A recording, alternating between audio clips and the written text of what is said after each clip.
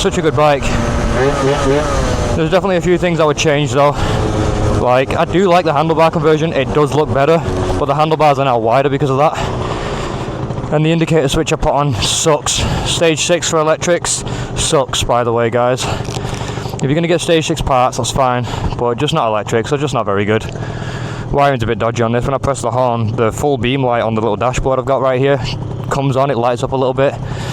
The indicators on this, you've got to like switch them back to the center whilst trying to ride. You don't just click it in like on most scooters where you just click it in and it deletes the indicators. You've got to like switch it back to the center whilst you're trying to ride, and it's just dead awkward, especially when you got gloves on. You can end up going too far and just turning your indicator back the other way. Oh, she's ready for it today. She's ready for it. Oh, it's such a good bike. Such a good bike. Hey, my speedo's working again now. So recently I went out on a big ride after not running the bike for months, and it was fine where I went, but then when I stopped and like started the bike up again later on, the tens digits weren't working, so it would say like I was doing 1, 2, 3 mile an hour, but I'm actually doing 13, 14 mile an hour and so on. So that was kind of annoying. I'm looking forward to summer. I can't wait to get out riding about. It's going to be so fun. I'm also wondering how this sounds. Like, it is windy right now, but I've tried my best to block up. I've tried my best to block up all the vents on the helmet so that it doesn't get too much wind noise. We're chilling at 37 right now. We're going for a camera, speed camera, but it doesn't get you anyway, so it's fine. It only gets you if you're going the other way. Oh, there's a cop. There's a police officer. Let's just slow her down a little bit. Hopefully this camera is like capturing everything. I might have to work on my angles a little bit. I really want to do a wheelie right now, but not when that kind of police van's just pulled out of there. What is it? Animals in transit. Oh, they got doggies in there. Oh, it's an ambulance. It's not even police. It's an ambulance. Oh, this bike sounds so good.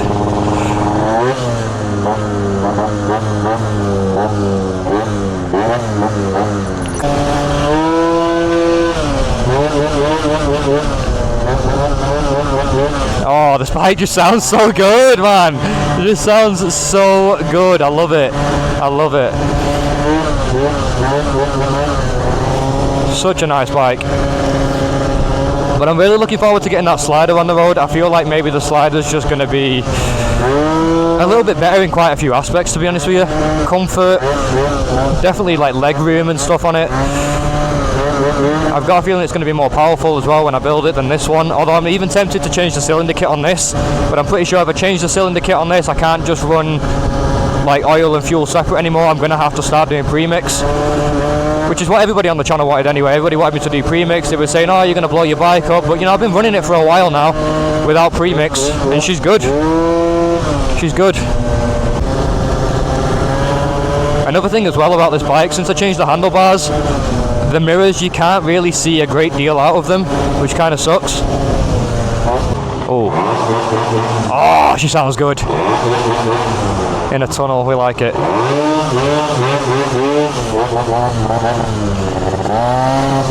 It'd be crazy if my camera dismounted from the bike and I didn't realise, and I've just like done many miles, and then I find out later on, yo, where's your camera at? That would suck ass. I think last time I came up here, the bike was a 50cc. She's pulling well though. I mean, we're going uphill right now, we're doing 43. This is very accurate, by the way, guys. The speedo on this is not like a speedo on a standard moped. So when you're doing like 60 mile an hour on a moped with standard gauges, you're not doing 60 miles an hour. It's lying to you. You're doing like 10 mile an hour less. Hey, looks like we got a little bit of distance from everybody else. We're all alone. You know what that means. You know what that means. It's time.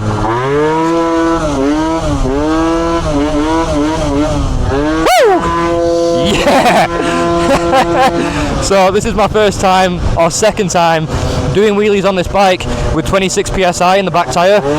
Like, I just can't hold it. I normally have to do like 15 psi, otherwise it's just all over the place. Like, you know, if you can see that. I don't know if you can see that. I'm gonna have it. Oh yeah, she's got it. Oh, I hit a bump and it just pulled me back down. Oh, another thing with this bike is that if you're doing anything more than 30 mile an hour, you just can't pull it up on the back wheel. It just doesn't have it. 1961. That's nice. That's a nice church. We ain't gonna go in, but that's real nice. I like that setup. Okay, I'm gonna continue the ride. The only issue is with filming at night time is that it's just a little bit hard to get good footage when there's no like decent lighting in the area. I can't see a fucking thing. Wow, this is not the place for wheelies. I literally can't see a thing. You know what I could do, guys, as one of my next videos is a modification that puts a big spotlight on the front wheel, like on the forks, aiming down at the floor so that when you lift up it then aims forward and you can see where you're going whilst you're trying to do wheelies. This is where one of the first places I came to actually start practicing on this big open road in the daytime, and I just could not wheelie at all. But it was mainly all in my head. It was oh shit. Oh shit. It was like a mental block with my wheelie, and that's why I couldn't do it at first, because you just get scared that you're going to go too far back and like not be able to recover and fall off. But once you get used to it and you get used to leaning back and feeling the bike come back and then finding that balance point and trusting your brake and trusting your bike and yourself, then you can start doing wheelies and get good at it. But yeah, I wanted to learn to wheelie on a 50cc bike first so that I could say that it was me that was actually wheeling. It was me pulling the bike up and forcing it to come up instead of just relying on power. I mean, a 70cc is not exactly powerful by any means, but still it definitely comes up a lot easier when it's a 70cc, and I just wanted to make sure I could do it with a 50 first. And I'll probably do a video as well actually teaching you guys how to wheelie as a beginner if you've never done it before, and I'll do it on a 50cc that's stock, which is my Yamaha slider. I remember when I was 16 years old, my Piaggio NRG Power that I had, it sounded good. It sounded really good. It had a Leo Vince exhaust, nothing too fancy, and it did the job. It was a fast bike. I remember I got 60 mile an hour out of it at one point, but that was on a downhill. And that was a 50cc standard carburetor, you know. Thank you. Yeah, standard carb, 50cc. All I'd done is just de-restricted the exhaust, changed the rollers. I didn't know too much back then. My brother was kind of guiding me through what to do with scooters. I bought this bike for, I think, £600, and I ended up, I put over £1,000 into it, I think, since I bought it. I got it at an absolute steal. £600 for an old Piaggio Typhoon is a bargain, and it's in really good condition. It came up for sale on Facebook Marketplace, and I'm hoping you guys can still hear me. It came up for sale on Facebook Marketplace. I was looking for one for a few weeks, wanting to get back into the scooter scene, and it was like a 3 or 4 hour drive. So I finished work, rented a van, drove 3 hours on my own, got there, had a quick ride of the bike. You know, I've not even been I hadn't ridden one at that point in years, and I was like, yeah, I'll take it. So I gave him the money, filled out the forms for the ownership, and I brought it home. And yeah, it was one of the better decisions that I've made, buying this bike. Unfortunately though, I don't know if the previous owner actually sent the logbook off to the DVLA, because I never got my logbook, which was kind of a good thing at the same time, because I still had the little slip so I could insure it and tax it and MOT it and all that stuff, but the bike wasn't registered to me, which is a win in my book. But I've got it fully registered now. It is mine, it's in my name.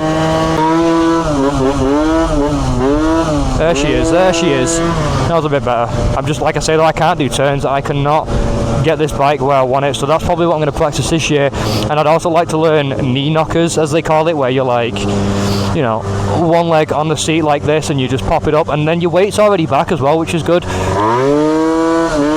You know, kind of like that. Probably shouldn't practice that, you know, for the first time on the main road. I mean, this isn't a main road, this is private land, 100%. I'm going to show you that road that I didn't take you on just now, because it's really, really cool. It's built for this bike. This bike is built for that road, I suppose, because you've got off-road tyres. It's a very off-road kind of road. But, you know, when you're my age and you're doing this, going over all the bumps and, you know, really getting into it, my knees can't handle it, you know. My knees cannot handle it. Here we go. There she is. There she is. Yes, he likes it, he likes it. Check out the YouTube, dude. Oh, I'm so glad that wasn't a Karen and he's just like thumbs up with his dog having a good time. That's always nice, you know, when you're out not hurting anybody, you're having a good time. I try not to stay in places too long and make too much noise. It's nice when people like the bike and they like what I'm doing. I don't want to upset people, but you know, some people just get upset for no reason and don't mind their own business. Need to keep an eye on my fuel. I don't have a fuel gauge, by the way, guys, and I didn't wire it in, so I need to wire that in because I was a bit scared of, like, it says on the instructions that you're supposed to put the gauge to a negative fuel wire, and I was like, what? It's a positive fuel wire from the fuel sender unit. So yeah, I was a bit like, I don't want to fry my gauge and like wire it up wrong, but I mean, I've had the gauge long enough now, but I don't mind if I fry it in, you know, in the pursuit of science and knowledge. So I think I'm going to try and wire in the fuel gauge, at least then I can see where my fuel's at. But yeah, this bike, it really gets going when you want it to. It really gets going when you want it to. Whew. God, it's so windy. I just really hope that's not like affecting the microphone. There she is. There it is, there it is, there it is. I am leaning so far to the right and she's just not having it. Like, how do you make a bike move, man? Maybe I need to just like try and shift my hips more, not my upper body, to try and get her to lean. That was a good wheelie though, I enjoyed that one. Oh, yes. I was trying to like get her to come into this lane, but she just weren't having it. She just weren't having it. I really need to, like, that's what I need to work on this year, is how do I turn whilst on the back wheel. There's a guy on Instagram, I can't remember what his name is, he's got a Typhoon and there's no plastics on it, it looks fucking mint, it's so clean. And he's amazing at wheeling this thing. He's like this on the back wheel, like all over the place. And he's just like so comfortable with the bike. It's like scary, man. I'm watching it and I'm like, oh my god, that's so sketchy, you know. I feel like he's gonna fall off, but he's just like really, really good with his bike. And I messaged him as well and was like, yo dude, what's your setup on that bike? And he did tell me, which is nice. I hate it when people gatekeep things, like why are you gatekeeping the parts you put on your bike? Don't be such a melt. Oh, bumpy. That's another thing about this bike as well, the suspension's just not soft. And I'm going to have to replace the fork seals on the front of this soon because they've definitely gone. Like, I'm losing oil from the front forks, so I'm going to have to learn how to rebuild forks. I've never done that before. Then again, I hadn't, you know, built an engine on the scooter before, so I learned that last year. I can learn forks. That's got to be a piece of cake. I don't really want to take the handlebars off, and this handlebar kit that I've got on here, people say it snaps. It's called straight. It's a straight handlebar stem, and when you do naked handlebars like this, they are a bit dangerous. You know, they can just snap. The bolts can snap. They can just come off, and you know that's not what you want. And speaking of danger on the front end of this bike, so we've got the dodgy handlebars, which I've done it right. You know, I've done it all right. But we've got the dodgy handlebars. We've got the front fork seals have gone, and the forks could collapse. You know, at any given moment. It's not too bad. It's not too bad, but it does need addressing. And then the front tyre as well, I was advised on my MOT that it's got cracks in it and it wants replacing, so I'm probably going to whip that front wheel off soon and take it back to the guy that did my MOT and just get him to throw a new tyre on it for me. Let's have a look at this little Subaru right here. Yeah, look at that thing, that is nice. How nice is that? That is so nice, I like that. I do like my Jap cars. Anybody watching this right now, what kind of car do you drive? What are you into? You know, are you guys just into scooters, or did you like modified cars when you were younger? I like Japanese cars. I'm like, strictly speaking, Toyota. I used to have a Mazda MX-5, the Mark 1 Mazda MX-5, and it was okay. It was a bag of bolts, really. I kind of got ripped off. I went to look at one that day, and it was supposed to be clean, and when I got there, done loads of driving to get there to go and view it, and we literally looked at the car before we even spoke to the owner, and the arches underneath were covered in like newspaper. He had filled it with newspaper and filler, body filler, and I was just like, what the fuck? So I spoke to the guy and I tried to get the price down, and even then he was like, oh, I'm not doing it that cheap. I was like, I don't fucking want it then. So I left, which was the right decision, and that same day I bought something probably worse. It was a bag of shit, a little red MX-5. It was good fun though, I enjoyed drifting it, but it was fucking lethal. It had a limited slip differential, and the tracking on the front was way off, and it was just so dangerous. You'd go around someone and put your foot in it, like accelerate, and I nearly fucking lost it just trying to go in a straight line. Like, I was like, what the fuck? The daily driver back in the day was a Toyota Yaris T-Sport, and if you don't know what that is, fantastic little car, and they're fetching quite a bit of money now. They're getting a bit rare because everybody just crashes them, but it's a 1.5 T-Sport twin cam, and it's a very cool little car, especially when you modify it. And I managed to get my hands on a very, very rare Vitz RS turbo kit. In Japan, those Yaris T-Sports, they're called the Vitz RS, and there was an option to get the Vitz RS TRD turbo kit put on from factory. Like, you'd go into the showroom and be like, yeah, I want that Yaris T-Sport, and then they'd send it off to TRD for you and put a turbo on it and like intercooler the lot. And I managed to get that kit for £1,300 and throw it on mine. I'd never turbocharged a car before, and I did it on the street like an absolute legend. It took about 7 days. But yeah, I did that, and then the turbo kept falling off in the first few weeks. I was like, what the fuck? Like, literally the turbo was falling off the manifold. And it's basically the stud kit that it came with wasn't long enough, and you couldn't get the nuts tight enough. So I found out what the bolts were, well, the nuts and studs, and replaced them with bolts. And then ever since then I had no issues with that turbo kit. It was great until eventually, after driving it for a long time, everything went wrong all at once. The turbo kit was fine, engine's fine, but I was getting red lights coming up on the dashboard, and she was spitting and farting and coughing, and I was like trying to fix it. And with that ECU that was on the bike, nobody in the UK could read it because it's a Japanese ECU. And I don't mean like, oh, it's a Japanese car. No, I mean because the TRD turbo kit came from Japan. It was Japanese, and people's code readers just couldn't read it and figure out what was wrong with it. So I went on Yaris Club UK on Facebook, had a chat with them, and there was a few people there, like maybe 2 people. The guy in the Netherlands who I got the turbo kit off, he's got a turbo Yaris as well, and he said, like, you need this application on your phone with a very specific code reading dongle that plugs into your what do you call it, your ECU port, your OBD port, that's what it is. And then you've got to like go into the app and change all the code so that it reads the ECU. And I figured it out in the end, got it there, and found out that all it was telling me though is that the car's running rich.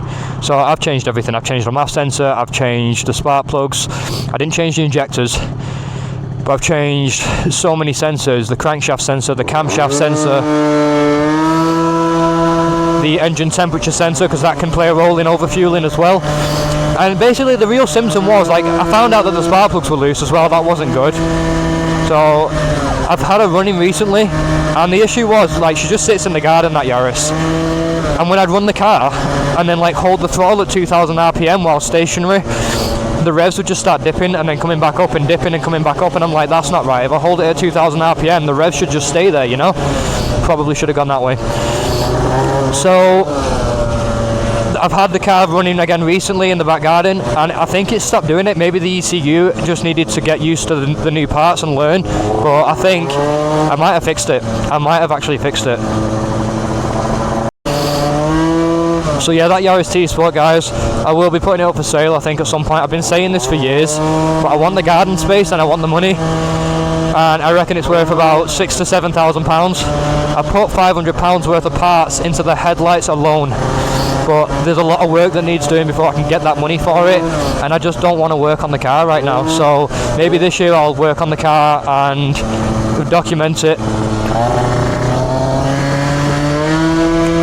get her nice and cleaned up, and get her sold. But that means I've got to take the headlights back apart, because some of the LEDs that I put in there, I think they're faulty, and if I'm going to sell the car at its absolute best, I'm going to have to redo the whole headlight system, like just the LEDs really. Pain in the ass. Here we go, 3, 2, 1.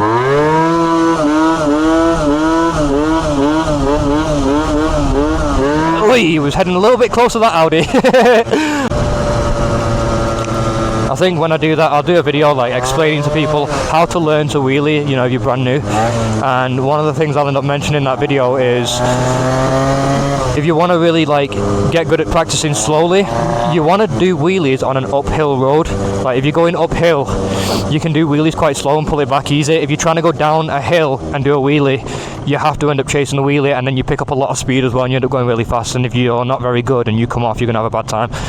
If you're going uphill and you come off, you're going slower, you might not have as much of a bad time.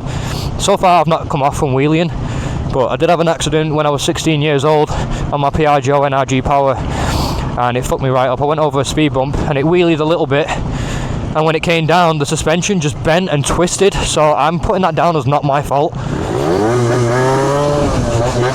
And yeah, the bike fell on my foot. I was in hospital for a week. I've got scars still from the accident, and that was 12 years ago. I still got scars from the accident. It crushed my foot, fractured all my bones in my foot.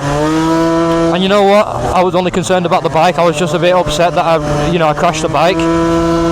But again, I'm not putting it down to be my fault. That suspension was going to bend and twist at some point, regardless of how I hit that speed bump. And as soon as I got out of the hospital, I didn't even go in the house. I just went straight to the bike and started like taking it apart. But that was a great bike. I kind of wish I didn't sell it. I actually did try looking for it again. I tried to find it, and so that I could buy it back. But you know, these two-stroke scooters, they're not on the roads very long. People don't know how to fix them, and when it's at its time, they just get rid of the bike. So I looked into it, and I think it actually says that the bike was shipped overseas. It left the country. People were telling me, nah, it didn't leave the country, bro. It was just like stolen or written off or something. I don't know for sure what happened to it, but if I could find it, I would take it back. I put a listing for it online to try and buy it back from someone if anyone had it. I think I even mentioned it on TikTok. I wanted that bike back, my first ever bike. It was fantastic. It was a really cool bike. Yeah, there she is. Oh, started to fall a little bit to the right there. Here we go. Oh, on the downhill. But yeah, if you're wheeling, guys, and you come back down and your handlebars are to the side, you're gonna have a really bad time. Just gonna get thrown right off. Sketches where you come down and your bike starts doing all this, oh, tank slap on a scooter. But yeah, I'm looking forward to getting that Yamaha on the road. It'll be good fun, I reckon. It'll be a really good bike. And then maybe this year I'll buy another bike. The content I'm creating does not pay at all. Like, I made £100 last year on TikTok, and I spent thousands. So being a content creator does not really pay, I'm not gonna lie. We're gonna nip in this car park real quick. But I might just divulge into it again, buy another bike, keep spending money. It doesn't pay me, but it's good fun, it's good fun. Hello, curb. So in this car park, I've been in here a few times for wheelies. There's like a megaphone system, and there's a guy that starts complaining and kicking off like, hey, get off the car park. But who cares? Who cares, right? Alright, here we go. 3, 2, 1.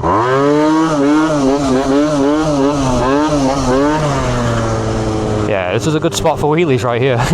Until the guy starts going, hey, get off the car park. I'm going to call the police. Bore off, mate. There's a speed bump. Let's wheelie into it and see if it goes well or not. Here we go. Oh my god, my ass. Oh, so sketchy. Like, doing a wheelie into a speed bump's not too bad because the chances are you're going to come down forward. Doing a wheelie down a speed bump, it goes backwards on you. But yeah, guys, thanks for watching. Hope you enjoyed the content. We've got some more ride-out videos, but we're going to start doing it in the daytime so you guys can actually see where we are and what we're doing, because it's more fun that way. But yeah, if you're watching this on YouTube, hit that subscribe button. I appreciate it. If you're watching this on TikTok and Instagram, head on over. YouTube's where it's at. Alright, catch you in the next one, guys. Peace.